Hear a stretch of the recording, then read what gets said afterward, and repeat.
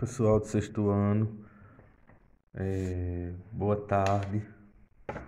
Vejam só, hoje iremos começar a nossa segunda unidade, certo, das aulas remotas, tá bom? E vamos adiantar um pouquinho porque estamos um pouco atrasados, certo, em questão de conteúdo. Então essa aula para vocês, marquem aí no livro de vocês que o capítulo 4 começa a nossa segunda unidade, tá bom? Isso aqui era para ser da primeira, mas mediante todos esses atrasos, todos esses imprevistos, hoje a gente está começando a segunda unidade, tá ok? Então vejam só, um aviso antes, as provas de vocês, eu vou corrigir e depois divulgamos as notas, tá certo? Pelo que eu olhei, pelas fotos de vocês, todo mundo foi bem, tá ok? Eu só preciso somar com a nota de presença e atividades que vocês fizeram para dar a nota final, tá ok? Então vamos lá. A gente vai falar agora sobre a medição do tempo no espaço geográfico. A gente vai ver um, um, um elemento muito importante que será o fuso horário, os fusos horários, certo? Veremos também que eles dependem totalmente do movimento de rotação e translação da Terra, tá ok? Então vamos fazendo uma leitura e parando para que vocês entendam bem. Vejam, além de nos localizarmos, além de nos localizarmos no espaço, temos de nos localizar no tempo. E como vimos nos capítulos anteriores, o espaço geográfico é o resultado das modificações promovidas pela sociedade ao longo do tempo. Só que, para entender essa relação, precisamos ficar atentos às diferentes escalas de tempo. Algumas dessas escalas regulam nossa vida em sociedade, como as horas, os dias, os meses e os anos. E esse tempo no espaço geográfico é determinado pelos dois principais movimentos que a Terra realiza no espaço: o movimento de rotação e o movimento de translação, certo?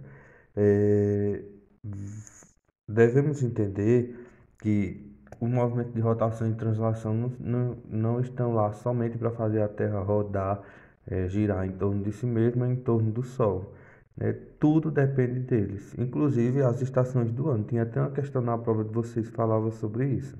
Vocês vão ver agora por quê, tá certo? Então, esses movimentos são de suma importância para que a Terra entre em total equilíbrio. Qualquer modificação atrasaria tudo, faria tudo errado. Por exemplo, qualquer modificação no movimento de rotação, que é o movimento que a Terra dá em torno de si mesma, ia atrapalhar a agropecuária, por exemplo. Então é bem interessante a gente ver a importância desses elementos, desses movimentos, tá bom? Já que a gente está falando de movimento de rotação, né? Aqui, o movimento de rotação da Terra. Uma dessas escalas é originada por causa do movimento de rotação da Terra. Sabemos que em diferentes partes do planeta transcorrem, quer dizer, diferentes momentos do dia ao mesmo tempo. Por exemplo, quando é de noite no Japão, é dia no Brasil e vice-versa. Tudo isso graças a esse fuso horário e ao movimento de rotação. A duração dos dias e da noite não é a mesma em todos os lugares da Terra, variando de acordo com a estação do ano e a latitude. Para dar uma volta completa em torno de si mesmo em seu eixo imaginário, a Terra leva 24 horas, fenômeno denominado de dia solar, baseado no nascer e pôr do Sol. Nesse movimento, o planeta gira de oeste para leste, certo? Lembrando, aqui está o planeta oeste, fica à esquerda e leste à direita. Então ele vai fazendo esse sentido aqui. Fusos horários. Para organizar o tempo entre os países, utilizamos um sistema de referência comum a todos os países, que denominamos sistema de fusos horários. Algumas pessoas pensam que o dia começa ao nascer do Sol e termina quando ele se põe. Entretanto, desde 1925, um acordo internacional regula nossa vida diária pelo dia civil. O dia civil tem a mesma duração do dia solar, mas diferentemente deste, que se baseia no nascer e no pôr do sol, o dia civil começa depois da meia-noite, certo? Então, essa denominação, essa determinação, né, foi criada para estabelecer que o dia não é somente quando nasce o sol e quando se põe o sol, não. A partir de meia-noite já é considerado um dia, que já é considerado um novo dia, né? Por exemplo, eu estou gravando essa aula, são 10 e pouca da noite, da quinta-feira. Porém, daqui a 2 horas a gente já tem a sexta-feira, certo? Então a gente chama dia civil, porém o dia solar só começa quando o sol nasce, tá bom? Entendam a diferença. A gente tem o dia civil, começa depois da meia-noite, porém o dia solar começa depois do nascer do sol. Por aqui aproximadamente quase 6 horas da manhã, certo? Espero que tenham entendido. Vejam só. A divisão do dia solar em 24 partes iguais origina as horas. A Terra está dividida em 24 partes imaginárias de 1 hora cada, denominadas de fusos horários. Temos aqui, olha, cada pedacinho desse aqui, olha, é 1 hora diferente, certo? 1 hora a mais, 1 hora a menos. Então, isso aqui serve para equilibrar esse fuso horário, que é de suma importância para todo o planeta, né? A população em si.